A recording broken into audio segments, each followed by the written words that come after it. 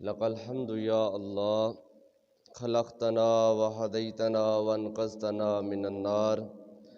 قال الله تعالى في القرآن الكريم: يا أيها الناس اتقوا ربكم إن زلزلة الساعة شيء عظيم يوم ترونها تذهل كل مرضية أما أرضعت وتضع كل ذات حمل حملها وترى الناس سقارى وما هم بسقارى ولكن عذاب الله شديد. آمنت بالله صدق اللہ العظیم. محبت اور احترام کے ساتھ اپنے آقا کریم کی بارگاہ میں درود پاک کا نذرانہ پیش کر لیں. الصلاۃ والسلام علیک یا سیدی یا رسول اللہ وعلی آلک و اصحابک یا سیدی یا حبیب اللہ.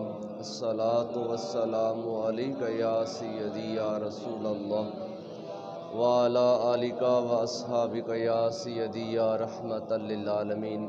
اللہ رب العالمین کی حمد و ثنا اور حضور پاک صاحب لولاق احمد مجتبیٰ مکین گنبد خضرا حضرت محمد مصطفیٰ صلی اللہ علیہ وآلہ وسلم کے دربار گوہر بار میں ہدیہ عقیدت و محبت، ہدیہ درود و سلام پیش کرنے کے بعد قابل احترام حضرات، سامعین نظام، بزرگوں، دوستوں، نوجوان ساتھیوں اور عزیزوں، ہم سارے اللہ تعالیٰ کے پاکیزہ گھر میں اللہ کی ایک بندی کی روح کو ایصال ثواب کی نیت سے اللہ کی رضا حاصل کرنے کے لیے حاضر ہیں.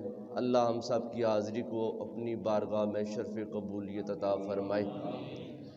آپ جانتے ہیں کل بھی ہم نے ایک قرآن شریف پڑھی، آج ایک اس مسجد میں قرآن شریف ہے اور یہاں سے فارغ ہونے کے بعد نتھیاں میں ہم نے قرآن شریف بھی دوبارہ اس میں حاضر ہونا ہے.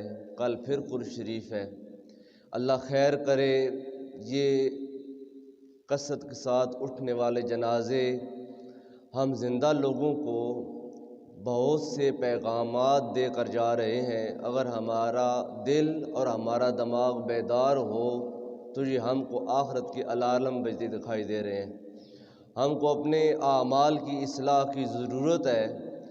اللہ تعالیٰ کی بارگاہ میں اس حال میں ہم جائیں کہ ہمارے پلے میں کچھ نیک اعمال بھی ہوں. جس غفلت اور نادانی کی زندگی کو ہم جی رہے ہیں، اگر ہمارا حال ایسا ہی رہا تو پھر الامان والحفیظ معاملہ بہت دگرگوں ہوگا.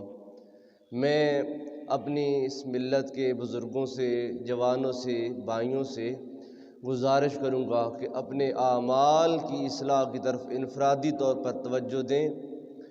وقت برف کے پگھلنے سے بھی زیادہ تیزی کے ساتھ گزر رہا ہے. اللہ تعالیٰ نے ہم کو جو زندگی دی ہے یہ مستعار ہے، ایک خوداری زندگی ہے، دائمی زندگی نہیں ہے. کل من علیہا فان ویبقی وجہ ربک ذو الجلال والاکرام. سب کچھ فنا ہو جانا ہے، ایک اللہ کا نام باقی رہنا ہے. اور ہم نے اس دارالعمل کے اختتام پر اس روز اللہ کی بارگاہ میں حاضر ہونا ہے جس کا تذکرہ ابھی میں نے آیات بینات کی صورت میں آیات خطبہ میں آپ کے سامنے پڑھا. اللہ تعالیٰ نے ارشاد فرمایا، میں بلا تاخیر اپنی گفتگو کا آغاز کرتا ہوں. ارشاد باری تعالیٰ ہے، یا ایھا الناس اتقوا ربکم. اے لوگو اپنے رب سے ڈرو. اللہ تعالیٰ صرف اہل ایمان کو مخاطب نہیں کر رہا بلکہ تمام انسانوں سے اللہ تعالیٰ کا کلام ہے کہ اے لوگو اللہ تعالیٰ سے ڈرو. کیوں؟ ان زلزلۃ الساعۃ شیء عظیم. جو قیامت کا زلزلہ ہے نا، یہ بہت بڑا معاملہ ہے. ہم نے بس لفظ قیامت سنا ہے لیکن ہم کو قیامت کی کیفیت کا اندازہ نہیں ہے کہ وہ قیامت کا دن کتنا ہولناک اور کتنا دردناک ہوگا. اللہ فرماتا ہے تم کو تو نہیں معلوم کہ قیامت تو نے دیکھی نہیں ہے نا، پردہ غیب میں ہے. میرے استاد گرامی فرمایا کرتے تھے کہ کاش ایک بار اللہ تعالی ہم کو خواب میں قیامت کا نظارہ دکھا دیتا. ایک بار اگر اللہ تعالیٰ خواب میں ہم کو جہنم کا نظارہ کرا دیتا تو ہم میں سے کوئی بندہ خدا کے گھر سے باہر نہ نکلتا۔ اصل معاملہ یہ ہے کہ ہم نے وہ چیزیں دیکھی نہیں ہیں اور ہم نے پڑھی بھی نہیں ہے اور ہم نے اس کا احساس نہیں کیا۔ کاش کہ ایک بار وہ نظارہ ہم خواب میں دیکھ لیتے تو ہم کبھی گناہ کے نزدیک نہ جاتے، ہم بدکاری کے اور برے فعل کے قریب تک نہ بھٹکتے۔ معاملہ یہ ہے کہ ہم کو معلوم نہیں ہے، معاملہ یہ ہے کہ ہم کو اس چیز کا احساس نہیں ہے۔ اللہ فرماتا ہے یا ایھا الناس اتقوا ربکم، اے لوگو اللہ تعالیٰ سے ڈرو۔ ان زلزلۃ الساعۃ شیء عظیم، کہ جو زلزلہ قیامت ہے یہ بہت عظیم معاملہ ہے۔ کیا ہوگا؟ فرمایا یوم ترونہا، اے بندے تو دیکھے گا اس دن، تذہل کل مرضعۃ عما ارضعت، ہر دودھ پلانے والی اپنے دودھ پلانے والے کو بھول جائے گی۔ مائیں اپنے بچوں کو، جانور جو مادہ ہیں وہ اپنی یعنی کہ اپنی اولاد کو دودھ پلانے سے بالکل غافل ہو جائیں گی۔ اما ارضعت وتضع کل ذات حمل حملہا، اور قیامت کے اس ہولناک منظر کو دیکھ کر حاملہ جانور اور حاملہ خواتین اپنے حمل کو گرا دیں گی۔ حال قیامت کی اس ہولناکی کا یہ ہوگا کہ قیامت کے اس دہشتناک منظر کو دیکھ کر حاملہ جانور اپنا حمل گرا دیں گی اور تمام حاملہ چیزیں اپنے حمل سے جب وہ بالکل غافل ہو جائیں گی۔ وَتَرَى النَّاسَ سُكَارَىٰ، اور تو دیکھے گا کہ ہر بندہ ایسے محسوس ہوگا کہ جیسے اس نے نشہ کیا ہوا ہے، یعنی جیسے نشئی بندے کی حالت ہوتی ہے نا، کبھی دائیں گرتا ہے کبھی بائیں گرتا ہے، بھٹکا بھٹکا ہوتا ہے، جس کے آواز باخت ہوتے ہیں۔ اللہ فرماتا ہے لیکن معاملہ یہ ہے وَمَا هُمْ بِسُكَارَىٰ، حقیقت میں اس نے نشہ کیا ہوا نہیں ہوگا، نشہ نہیں پیا ہوگا، لیکن قیامت کے اس دہشتناک منظر کو دیکھ کر ایسا لگ رہا ہوگا کہ اس نے نشہ کیا ہوا ہے، حالت اس کی اس قدر بگڑی ہوئی ہے۔ وَلَٰكِنَّ عَذَابَ اللَّهِ شَدِيدٌ، لیکن یہ بات یاد رکھو کہ اللہ کا عذاب بہت شدید ہے، اللہ کا عذاب بہت شدید ہے۔ میں اکثر ختم قرآن شریف کی محافل میں یہ بات ضرور کرتا ہوں کہ ہم اس محافل کو ایک رسم کے طور پر لیتے ہیں کہ فلاں صاحب فوت ہو گئی ہیں، ہم نے وہاں جانا ہے، اگر نہیں جائیں گے تو اگلے بات کریں گے کہ ہمارے ہاں فوت کیوں یہ وہ آیا نہیں ہے۔ ہم بندے کو راضی کرنے کے لیے آتے ہیں، کاش کہ ہم خدا کو راضی کرنے کے لیے بھی آتے۔ اگر ہم خدا کو راضی کرنے کے لیے آتے تو ہمارے اعمال اور احوال کا حال یہ نہ ہوتا جو آج امت دیکھ رہی ہے۔ تقریباً 57 اسلامی ملک ہیں اس وقت زمین کے سینے پر، لیکن ہر اسلامی ملک اس وقت کفر کے جبرہ استبداد کے اندر ہے، ہر اسلامی ملک کافروں کی زد کے اندر ہے، اور مسلمان سر جھکا کر پریشان حال زندگی گزار رہے ہیں۔ وجہ کیا ہے؟ وہ معزز تھے زمانے میں مسلمان ہو کر۔ اقبال نے تو سارا نچوڑ نکال دیا اس بات میں۔ اقبال کہتا ہے ہم خار ہوئے مسلمان، ہم سارے ہم خار ہوئے، ہم اخلاق سے آری، ہم کردار کے کھوکھلے، ہم اللہ کے مجرم، اللہ کی مخلوق کے مجرم، ہم خار ہوئے تارک قرآن ہو کر۔ ہم نے قرآن کو پڑھنا چھوڑ دیا ہے جو دستور حیات ہے۔ حدیث پاک میں آتا ہے حضرت مولا کائنات علی المرتضیٰ شیر خدا رضی اللہ تعالیٰ عنہ حدیث پاک کے راوی ہیں، آپ فرماتے ہیں قال رسول اللہ صلی اللہ علیہ وسلم انہ یاتی علی الناس زمان، سرکار نے فرمایا لوگوں میری امت پر ایک وقت آئے گا، ذرا ان کڑوی باتوں کو بھی سنا کریں۔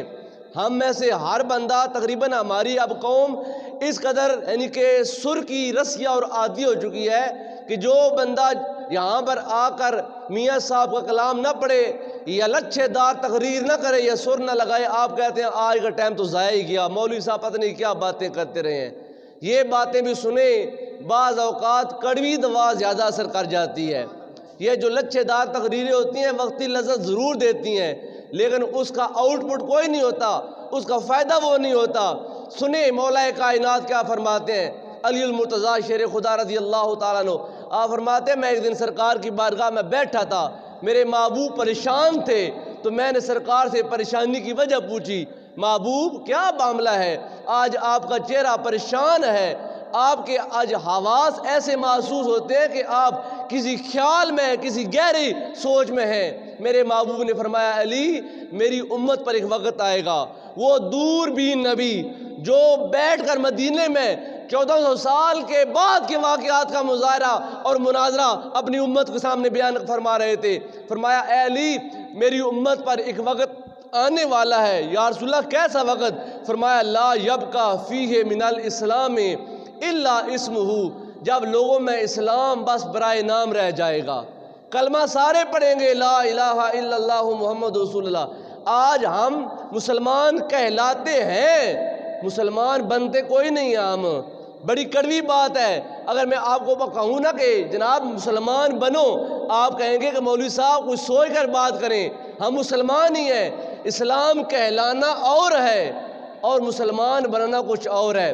اسلام کہتا ہے جھوٹ نہ بولا کرو، لیکن ہم بات بات پر جھوٹ بولتے ہیں۔ اسلام کہتا ہے حرام نہ کھاؤ، ہم بات بات پر اور معاملے معاملے میں اور قدم قدم پر ہم حرام کھاتے ہیں۔ جب پہلی تاریخ آتی ہے نا، پہلی تاریخ سے لے کر 10 تاریخ تک قومی بچت بینک کے سامنے بابوں کی لائن لگی ہوتی ہے، وہ جو سارے سود لینے جاتے ہیں، وہ لوگ ہیں جو 5 حج کر کے اور 10 عمرے کر کے مسجد کی صفوں کو انہوں نے اپنے سجدوں کے ساتھ جو وہ گھسا کر رکھ دیا، وہ لوگ جو سفید ریش ہیں، جن کی آج عمر موت کے نزدیک ہے، لیکن وہ آج بھی سود کھا کر اللہ کے ساتھ اعلان جنگ کر رہے ہیں۔ وہ لوگ جو پکے نمازی ہیں، مسجد کے مؤذن بھی ہیں، رات کے پچھلے پیر اٹھ کر تہجد بھی پڑھتے ہیں، لیکن سود بھی کھاتے ہیں۔ اللہ فرماتا ہے جو سود کھاتا ہے میں خدا اس کے ساتھ اعلان جنگ کرتا ہوں۔ اسلام تو کہتا ہے حرام نہ کھاؤ، حلال کھاؤ۔ ہم کہتے ہیں کہ معاملہ نہیں چلتا ہماری زندگی نہیں گزرتی اگر ہم سود نہ کھائیں۔ اسلام تو کہتا ہے بدکاری سے، زنا سے اپنے آپ کو دور رکھو، لیکن ہم اس کے نزدیک جاتے ہیں۔ اسلام کہتا ہے شراب نہ پیو، ہم کہتے ہیں جب تک شراب شادی پہ نہ استعمال کی جائے ہماری شادی جچتی نہیں ہے، ہماری شادی پھبتی نہیں ہے، ہم شراب پیتے ہیں۔ اسلام کہتا ہے مسلمان مرد پر سونا حرام ہے، شادی پر ہر دولہے کے ہاتھ میں سونے کی انگوٹھی، اور جس بندے کے ہاتھ میں انگوٹھی ہوتی ہے ادھر ہاتھ لہرا کر کہتا ہے ایسے ایسے کرو تاکہ ہر بندہ دیکھ لے کہ میں نے سونا پہنا ہوا ہے۔ ارے ظالم انسان، یہ سونا نہیں ہے، یہ جہنم کا انگارہ ہے۔ میرے محبوب بیٹھے تھے، ایک صحابی حضور کی بارگاہ میں آیا، وہ صحابی ابو ہریرہ فرماتے ہیں وہ صحابی تھا جب سرکار پریشان ہوتے تھے نا ہم اس بندے کو ڈھونڈ کر لے کر آتے تھے، وہ مذاق کرتا تھا، اور جب سرکار کے سامنے آتا جاتا تھا سرکار اس کو دیکھ کر مسکرانا شروع کر دیتے تھے۔ سرکار کہتے تھے وہ دیکھو آ گیا ہے جو آج محفل کو اس محفل میں رنگ بھر دے گا۔ ایسی باتیں جو انسان خود نہ ہنسے لیکن ایسا کلام کرے کہ سارے ہنسنا شروع کر دیں، وہ مزاح والا صحابی حضور کی بارگاہ میں آیا نا، سلام کے لیے ہاتھ بڑھایا، میرے محبوب نے دیکھا کہ میرے غلام کے ہاتھ میں سونے کی انگوٹھی ہے، میرے محبوب نے منہ موڑ لیا۔ وہ ادھر سے آیا، اس نے سلام کیا، سرکار نے ادھر منہ موڑ لیا۔ جب 3 بار اس سرکار نے منہ موڑا نا، وہ صحابی تھا، ہماری طرح بے عمل انسان تو نہیں تھا، سر پکڑ کر بیٹھ گیا، رونا شروع کر دیا، محبوب کیا معاملہ ہے، کیا بات ہے، آپ مجھ سے روٹھے ہوئے کیوں ہیں، آپ نے مجھ سے ہاتھ کیوں نہیں ملایا؟ میرے محبوب نے فرمایا میرے غلام تیرے ہاتھ میں جہنم کا انگارہ ہے، میں اللہ کے نبی جہنم کو کیوں پکڑوں؟ پہلے اپنے ہاتھ سے جہنم کو دور کر، اس جہنم کی آگ کو دور کر، تب میں تیرے ساتھ سلام کروں گا۔ اب اس صحابی نے انگوٹھی اتاری پھینک دی، میرے محبوب نے سلام کیا، محفل برخاست ہو گئی۔ صحابہ نے کہا اس صحابی کو اٹھا لے، اٹھا کر بیوی کو دے دینا، اس کی کام آ جائے گی۔ اس نے کہا جس سونے کی وجہ سے آج اللہ کا نبی مجھ سے 3 بار روٹا ہے، میں اس سونے کو آگ لگاؤں؟ میں نے اس کو کیا کرنا ہے؟ سرکار نے تو اس عمل کے ساتھ ہم کو پیغام دیا، لیکن ہم کیا ہیں؟ جب تک ہم سونے کی انگوٹھی نہ پہنے، جب تک شادی بیاہ پر ہم ڈھول باجے نہ منگوائیں، اب تو ٹرینڈ زیادہ عام ہو گیا ہے، اب تو ہم زیادہ ماڈرن ہو گئے، جب تک شادی پہ کنجر نہ آئیں، جب تک شادی پہ شراب نوشی نہ کی جائے اور ہمارا پورے گاؤں پر ایک داغ نہ بیٹھ جائے، ہم کہتے ہیں کہ ہم تو شادی میں ابھی تک ناکام ہیں، لوگوں نے ابھی تک بلے بلے نہیں کی ہے۔ حضرت عبداللہ ابن عمر رضی اللہ تعالی عنہ، آپ کے جب وہ شاگرد حضرت نافع، آپ فرماتے ہیں کہ میں ایک دن حضرت عبداللہ بن عمر کے ساتھ جا رہا تھا، ایک گلی سے گزرا نا تو اندر سے ڈھول باجے کی آواز آئی دف کی، جیسے آج ہمارے گھر میں ڈیک ہیں، ٹیلی ویژنز ہیں، گانے لگے ہیں، فلمیں لگی ہیں، تو ڈھول باجے کی آواز آئی۔ عبداللہ بن عمر نے فوراً اپنی انگلیاں کانوں میں ٹھونس لیں، اپنی انگلیاں کانوں میں ڈالی اور تیز تیز دوڑنا شروع ہو گئے۔ آگے آگے استاد ہے، پیچھے شاگرد بھی دوڑا ہے۔ کافی دور جانے کے بعد حضرت عبداللہ بن عمر رکے، کہا اے نافع بیٹا، کیا مزامیر کی آواز آ رہی ہے؟ کیا ڈھول باجے کی آواز آ رہی ہے؟ میں نے کہا نہیں حضور نہیں آ رہی۔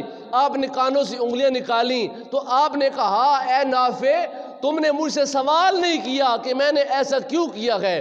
میں نے کہا بندہ نواز بولیں کیا معاملہ ہے، اس کا کیا راز ہے؟ کہا جیسے آج تو میرے ساتھ تھا، ایک دن ایسے ہی میں اللہ کے نبی کے ساتھ تھا، میں اللہ کے محبوب نبی کے ساتھ ساتھ چل رہا تھا، ہم ایک گلی سے گزرے، اندر سے ڈھول باجے کی آواز آئی، میرے محبوب نے کانوں میں انگلیاں ٹھونس لی اور بھاگنا شروع کر دیا۔ کافی دور جانے کے بعد سرکار رکے، کہا عبداللہ بن عمر کیا ڈھول باجے کی آواز آ رہی ہے؟ میں نے کہا حضور نہیں آ رہی۔ سرکار نے اپنی جب انگلیاں باہر نکال کر مجھ سے کہا اے عبداللہ بن عمر، تو نے سوال نہیں کیا کہ میں نے ایسا کیوں کیا؟ میں نے کہا بندہ نواز بتائیے تو صحیح آپ نے ایسا کیوں کیا؟ سرکار نے فرمایا اے عبداللہ بن عمر، یہ جو ڈھول باجا ہے نا، اس میں شیطان کی آواز آتی ہے، اور اللہ تعالیٰ نے مجھ محمد کو بوئستو لیوکسر المزامیر، مجھ محمد کو اللہ تعالیٰ نے اس دنیا میں بھیجا ہی اس لیے ہے تاکہ میں ڈھول باجوں کو توڑ کر رکھ دوں۔ سرکار تو اس لیے اس کائنات میں آئے کہ مزامیر کا خاتمہ ہو جائے، ان طبلوں کا خاتمہ ہو جائے، ان ڈھولوں کا اور باجوں کا خاتمہ ہو جائے۔ جب تک ہم شادی پر ڈھول نہ مارے نا، ہم کہتے ہیں ہماری شادی نہیں ہوئی ہے، اور پھر ہم کہتے ہیں غلامی رسول میں موت بھی قبول ہے۔ شرم ماننی چاہیے یہ نعرہ لگاتے ہوئے ہم کو، جب ہم زبان سے یہ جھوٹے دعوے کرتے ہیں کہ ہم سرکار کے غلام ہیں۔ پہلے اپنے اعمال، اپنے احوال سرکار کی سنت کے تابع کریں، پہلے مسلمان بنے۔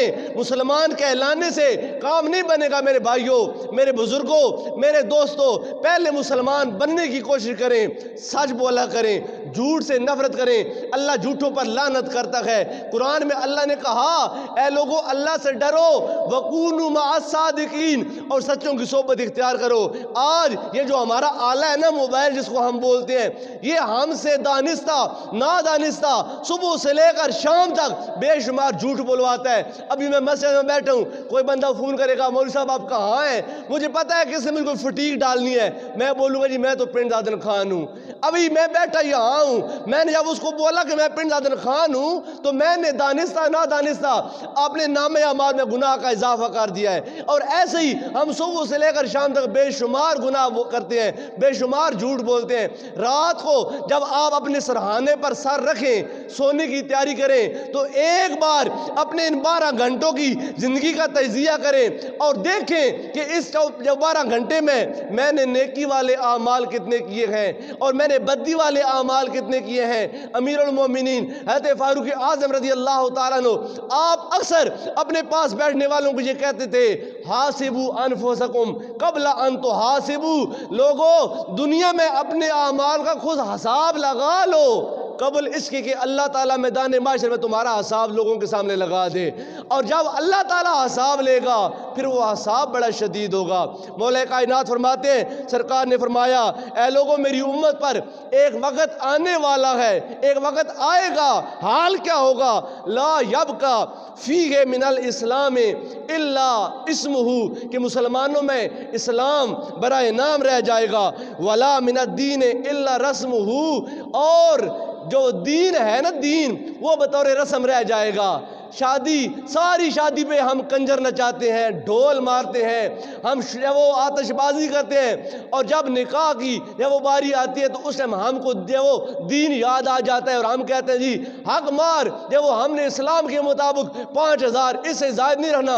ارے ظالم 50,000 تو نے ڈھول باجے اور کنجروں پہ لگا دیا، اور خاتون کا شرعی حق تو مارنے کی کوشش کرتے ہوئے کہتا ہے کہ ہم نے اسلامی حق مار مقرر کرنا ہے۔ کہا کہ مسلمانوں میں دین بطور رسم رہ جائے گا۔ آج ہم قرآن کو رسمن پڑھتے ہیں، آج ہم ختم قول شریف رسمن کرتے ہیں، آج ہم ختم قول میں آتے بھی رسمن ہیں، جنازے میں جاتے بھی رسمن ہیں، ناک رکھنے کے لیے ہم جاتے ہیں۔ سرکار نے فرمایا جو بندہ اللہ کی رضا کے لیے کسی بندے کے نماز جنازہ میں گھر سے جاتا ہے، جنازہ ادا کرتا ہے، اللہ اس بندے کو ایک جبل احد کے برابر ثواب عطا فرماتا ہے۔ پھر جنازہ پڑھ کے جو بندہ قبر تک جاتا ہے، تدفین کرتا ہے، تو وہاں پر جانے تک اللہ تعالیٰ 2 بار احد پہاڑ جتنا ثواب اس بندے کو عطا فرماتا ہے۔ اگر بندے کے مطمع نظر پیش نظر یہ بات ہو کہ میں جنازہ اللہ کی رضا کے لیے پڑھنا چاہتا ہوں، اس لیے نہیں کہ ناصر صاحب ناراض نہ ہو جائیں، فلاں صاحب ناراض نہ ہو جائیں کہ میرا فلاں عزیز فوت ہوا اور تو نہیں آیا، تو جب ہم جب وہ نیت کر کے اپنے گھر سے جاتے ہیں کہ میں نے اس کو جا کر ملنا ہے، منہ دکھانا ہے تاکہ اس کو پتہ چل جائے کہ فلاں بندہ آیا، تو اس وقت ہمارا یہ سارے کا سارا نیک عمل تباہ و برباد ہو جائے گا۔ اللہ کے محبوب فرماتے ہیں کل قیامت والے دن اللہ تعالیٰ ایک قاری قرآن کو بلائے گا، کہا اے قاری قرآن بتا تو دنیا میں کیا کرتا رہا؟ وہ کہے گا مالک ساری زندگی تیرے قرآن کی تلاوت کی ہے، ہر محفل میں، ہر مجلس میں، ہر بیٹھک میں تیرے قرآن کو پڑھا۔ اللہ فرمائے گا تو جھوٹ بولتا ہے، تو نے قرآن میرے لیے نہیں پڑھا، تو نے قرآن اس لیے پڑھا کہ لوگ تجھ کو قاری صاحب بولیں، تجھ کو لوگ لہنے داؤدی کا لقب دیں، لوگ تیری تعریف کریں، لوگ تیرے بلے بلے کریں اور تیرے نام پہ نعرے لگائیں۔ سو وہ دنیا میں ہو گیا۔ آج میرے پاس تیرے لیے کوئی اجر نہیں ہے، تو نے اپنے معاملے میں، اپنے کام میں دکھلاوے کو ملا دیا، ریاکاری کو ملا دیا، اور ریاکاری یہ شرک اصغر ہے۔ اللہ فرمائے گا جا جن کے لیے قرآن پڑھتا رہا ہے آج وہاں سے اپنا اجر مانگ۔ ایک غازی کو بلایا جائے گا، غازی کے ساتھ بھی ایسا ہی معاملہ ہوگا۔ ایک شہید کو بلایا جائے گا، اس کے ساتھ بھی ایسا ہی معاملہ ہوگا۔ کہا جو کام تم اللہ کے لیے کرتے ہو اللہ جانتا ہے کہ تمہارا کام اللہ کے لیے ہے یا دکھلاوے کے لیے ہے۔ میرے بھائیوں، میرے بزرگوں، میرے دوستوں، اپنے اعمال میں، اپنے کاموں میں اخلاص پیدا کریں اللہ کی رضا کے لیے۔ بندہ راضی ہو یا نہ ہو یہ معاملہ بعد میں ہے، پہلے اللہ تعالیٰ کو راضی کریں۔ اللہ کے محبوب نے فرمایا لا طاعت للمخلوق فی معصیت الخالق، ایسے کام لوگوں کی رضا کے لیے نہ کیا کرو جن کاموں سے تمہارا خالق تمہارے ساتھ ناراض ہو جائے۔ پہلے خالق کو ترجیح دو، کیونکہ اللہ ہمارا خالق ہے، ہمارا مالک ہے، ہمارا رازق ہے، ہماری زندگی اور موت اس کے قبضہ اختیار میں ہے۔ سب سے پہلے ہمارے اوپر ہمارے خدا کا حق ہے، پہلے خدا کو راضی کرنے کی کوشش کرو۔ سرکار نے فرمایا میری امت پر ایک وقت آئے گا اسلام بطور اسم رہ جائے گا، بطور نام رہ جائے گا، اور دین بطور رسم رہ جائے گا۔ ولا من القرآن الا درسہ، اور قرآن بس درس کے طور پر رہ جائے گا، بس پڑھا جائے گا، طوطے کی طرح پڑھ کر یا وہ بھلا دیا جائے گا۔ لیکن قرآن خالی پڑھنے کی کتاب نہیں ہے، قرآن تو ضابطۂ حیات ہے، قرآن تو عمل کی کتاب ہے۔ حضرت عبداللہ بن عباس کہتے ہیں اگر میرے جانور کا ڈھنگا بھی گم ہو جائے میں قرآن سے ڈھونڈ لیتا ہوں۔ وہ لوگ تو قرآن پڑھ کے اپنی زندگی کے دھارے سیدھے کر لیتے تھے، آج ہم قرآن سے غافل کیوں ہیں؟ نہ خود قرآن پڑھتے ہیں، نہ اپنی اولادوں کو قرآن پڑھاتے ہیں، نہ قرآن پر عمل کرنے کی کوشش کرتے ہیں۔ بس قرآن کو ویلوٹ کے ہم غلاف میں خوشبو لگا کر گھر میں رکھ دیتے ہیں، جب بابا نہ مر رہا ہو اس کے پاس سورہ یاسین پڑھنا شروع کر دیتے ہیں۔ اقبال کہتا ہے تو نے قرآن سے موت کو تو ڈھونڈ لیا، اگر موت نہیں آ رہی، بندے کی جان نہیں نکل رہی، سورہ یاسین پڑھو آرام سے جان نکل جائے گی۔ اقبال کہتا ہے تو نے قرآن سے موت کو ڈھونڈ لیا، اے نادان مسلمان کاش تو قرآن سے زندگی کو ڈھونڈتا، اس قرآن سے زندگی کو گزارنے کے ڈھنگ سیکھتا، پھر تو اسلام کا مزہ آتا۔ سرکار نے فرمایا وَلَا مِنَ الْقُرْآنِ إِلَّا دَرْسُهُ يُعَمِّرُونَ مَسَاجِدَهُمْ وَهِيَ خَرَابٌ عَنْ ذِكْرِ اللَّهِ، لوگ مسجدوں کو سنواریں گے، لوگ مسجدوں کو آپ بنائیں گے، خوبصورت بنائیں گے، بڑے بڑے ہال، ٹائلیں لگ گئیں، پکھے لگ گئے، اوپر گنبد بن گیا، شیشہ لگ گیا، کارپٹ بچھ گئے، اے سی لگ گئے، ہیٹر لگ گئے، تمام سہولتیں مسجد کے اندر آ گئی ہیں، لیکن کیا ہے مسجد میں سر جھکانے والا کوئی نہیں ہے. اتنی بڑی مسجد بنا دی ہے تو نماز کا وقت 5 یا 6 بابے ہوتے ہیں, 7واں بندہ کوئی نہیں آتا. مسجدیں بڑی بڑی بنا دی ہیں, مسجدوں کو دلہن کی طرح سنوار دیا. سرکار نے فرمایا قیامت کی نشانیوں میں سے ایک یہ بھی ہے, لوگ مسجدوں کو اتنا سنواریں گے جیسے دلہن کو سنوارا جاتا ہے, لیکن وہ مسجدیں اللہ کے ذکر سے خالی ہوں گی. اب آخر میں آئیں, اس حدیث پاک کا آخری حصہ بڑا قابل غور ہے, اور وہ وارثان منبر و محراب کے بارے میں سرکار نے فرمایا جو بات اکثر و بیشتر منبر سے بتائی نہیں جاتی ہے. کیوں کہ وہ بات ہمارے خلاف ہے. جو مسجد میں آ کر, اس مسجد کے مائک پر آ کر, اس عزت والی کرسی پر بیٹھ کر آپ کو ایڈریس کرتا ہے, بندہ خطاب کرتا ہے, اس کے بارے میں سرکار نے فرمایا جس وقت یہ حال ہو جائے گا, اسلام بطور نام رہ جائے گا, دین بطور درس رہ جائے گا, قرآن بطور درس رہ جائے گا, اور جب وہ حال کیا ہوگا کہ مسجدیں بڑی خوبصورت ہوں گی لیکن اللہ کے ذکر سے, اللہ کی یاد سے خالی ہوگی, اس وقت اصل سبب کیا ہوگا؟ سرکار نے فرمایا اے لوگو اشر اہل ذالک الزمان علماؤہم, اس زمانے کے سب سے برے لوگ اس وقت کے علماء کرام ہوں گے. اس وقت کے جب حال یہ ہو جائے گا کہ اسلام بطور نام, دین بطور درس اور بطور رسم, اور قرآن بطور درس, اور مسجد اللہ کے یاد سے خالی, اس وقت سبب کیا ہوگا؟ میرے محبوب نے فرمایا جو معلم کائنات ہے, سرکار نے فرمایا اشر اہل ذالک الزمان علماؤہم, اس وقت کے سب سے شریر لوگ علماء کرام ہوں گے. سنی شیعہ کو برا بھلا کہتا ہے, شیعہ سنی کو برا بھلا کہتا ہے. ہم اپنے اس جہنم کو بھرنے کے لیے, اس جہنم کو پالنے کے لیے ایسی لچھے داد تقریر کرتے ہیں کہ لوگ مجھ کو داد دیں اور لوگوں کے جذبات کو بھڑکا کر دوسرے مسلک پر حملہ کریں اور لوگوں کے درمیان منافرت پیدا کریں. ارے خدا کے بندو, ہم سارے کلمہ اللہ تعالیٰ کے نبی کا پڑھتے ہیں, میں بھی پڑھتا ہوں کلمہ, اہل سنت بھی اللہ کے نبی کا کلمہ پڑھتا ہے, اہل تشیع بھی اللہ کے نبی کا کلمہ پڑھتا ہے. ہم بھی خدا کے سامنے سر جھکاتے ہیں, وہ بھی خدا کے سامنے سر جھکاتے ہیں. یہ تو ہوگا حشر کو معلوم کہ جیتا کون اور ہارا کون. دنیا میں تو خدا کے بندوں کے درمیان نفرت پیدا نہ کرو. آج مسلمان کے گریبان کیوں پکڑ رہا ہے؟ اس لیے کہ ممبر و محراب سے منافرت کا پیغام دیا جاتا ہے اور لوگوں کے دلوں میں نفرتیں پیدا کی جاتی ہیں. سرکار نے فرمایا میں رازدار نے بھی تم کو بتاتا ہوں, جب میری امت کا یہ برا حال ہوگا, اس برے حال کے ذمہ دار وارثان ممبر و محراب ہوں گے. اور سرکار نے فرمایا علماؤہم منہم تخرج الفتنہ, انہی میں سے فتنہ نکلے گا. یعنی کہ وارثان ممبر و محراب سے ہی فتنہ یہی ہے نا کہ میں فلاں مسلک کے اوپر ہٹ کرتا ہوں, آپ مجھے داد دیتے ہیں کہ مولوی صاحب نے آج کمال کر دیا, آج تو وہابیوں کی آج چمڑی اتار کر رکھ دی ہے, آج تو شیعوں کو برا بھلا کہہ کر مولوی صاحب نے کمال کر دیا, آپ نے مجھے داد دی, آپ کے دل میں نفرت ان کی پیدا ہو گئی. اب آپ کے دل میں ان کے لیے ادب نہیں رہا, احترام نہیں رہا, پیار نہیں رہا, اخوت نہیں رہی, یہ سارے کے سارے جذبات ایک دم میں تباہ و برباد ہو گئے. تو یہ تباہ و برباد کرنے والا کون تھا؟ وہی تھا جس کو ممبر رسول پر بٹھا کر آپ نے نفرت کے لیے پیغام دینے والا بنایا. کہا جب کوئی بھی بندہ اس ممبر پر آ کر نفرت کا پیغام دے, اس کو گلے سے پکڑ کر نیچے اتار دو. ہم سارے بھائی ہیں, ہم سارے ایک ساتھ رہنے والے ہیں, سارے ایک ساتھ خوشی غمی کے معاملات کرنے والے ہیں. ہمارے درمیان اس امن کی فضا کو خراب کرنے کی کوشش قطعاً نہ کرو. ہم سارے ایک ساتھ زندگی گزار رہے ہیں اور سارے ایک ساتھ زندگی گزارنا چاہتے ہیں. ہر بندہ اپنے مسلک اور عقیدے کے مطابق اپنے اللہ کی عبادت کرے. یہ تو اللہ تعالیٰ ہی جانتا ہے, قیامت والے دن معلوم ہو جائے گا اللہ تعالیٰ پاس کس کو کرے گا اور فیل کو کس کو کرے گا. لیکن اللہ تعالیٰ کہتا ہے الخلق عیال اللہ, یہ ساری مخلوق اللہ کا خاندان ہے. جو بندہ اللہ کے خاندان کے ساتھ برا سلوک کرتا ہے اللہ اس کی ناک کو خاک آلود کر دیتا ہے, اللہ اس بندے کو تباہ و برباد کر دیتا ہے. اللہ کہتا ہے میری اس ملت کے بزرگوں کا ادب کرو, جوانوں کے ساتھ پیار کرو, چھوٹوں کے ساتھ شفقت کرو.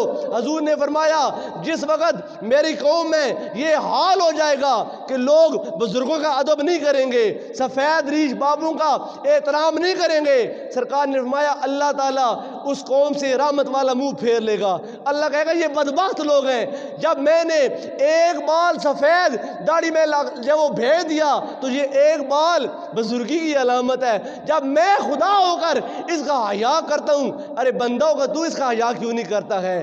حضرت ابراہیم علیہ السلام نے اللہ کی بارگاہ میں دعا کی تھی، مالک اسماعیل جوان ہو گیا، میری عمر بھی بہت زیادہ، اسماعیل بھی کڑیل جوان ہے، ہم دونوں کالے بالوں والے ہیں، مالک کوئی بزرگی کی علامت پیدا کر، آنے والوں کو پتہ چلے باپ یہ ہے بیٹا یہ ہے. اللہ تعالیٰ کے نبی نے دعا مانگی، ایسے ہاتھ منہ پر پھیرا تو داڑھی میں ایک سفید بال آ گیا. کہا ابراہیم تو اس سے پہلے ہم نے سفید بال پیدا نہیں کیا تھا، آج تیری دعا پر ہم سب سے پہلے بزرگی تم کو دے رہے ہیں. اور کہا اے ابراہیم یہ سفید بال جس بندے کی داڑھی میں آ جائے وہ بندہ پھر اتنا محترم ہو جاتا ہے، میں کل کائنات کا خدا ہو کر اس کا احترام کرتا ہوں. اور جو بندہ بھی سفید ریش والے بابے کا احترام کرے گا میں اس بندے کے گناہوں کو معاف کر دوں گا، اور جو بندہ اس بابے کا احترام نہیں کرے گا میں رحمت والا چہرہ اس بندے سے پھیر لوں گا. آج ہم سارے لوگ عبادات کے پیچھے بھاگتے ہیں لیکن معاملات کو نہیں دیکھتے ہیں. ہمارا معاملہ کیسا ہے؟ ہم نے زندگی جن لوگوں کے ساتھ گزارنی ہے ان کے ساتھ ہمارا زندگی کا اوڑھنا بچھونا اور ہمارا رہن سہن کیسا ہے؟ حقوق اللہ تعالیٰ معاف کر دے گا لیکن حقوق العباد اس وقت تک معاف نہیں ہوں گے جس وقت تک یہ بندے معاف نہیں کریں گے. پڑوسی کا حق ہے، ہمسائے کا حق ہے، رشتہ دار کا حق ہے، برادری کا حق ہے. ہم نے صدقہ خیرات کرنا ہو نا تو ہم غیروں کو جا کر دے آتے ہیں. غریب ہو جو بندہ دوسرے تیسرے محلے میں ہو اس کو دے آتے ہیں، اپنے خاندان کی کسی بیوہ کو نہیں دیتے ہیں، اپنے خاندان کے کسی غریب بندے کو نہیں دیتے ہیں. اس لیے نہیں دیتے ہیں کہ اس پر میرا کوئی احسان نہیں رہے گا، دین نہیں رہے گا.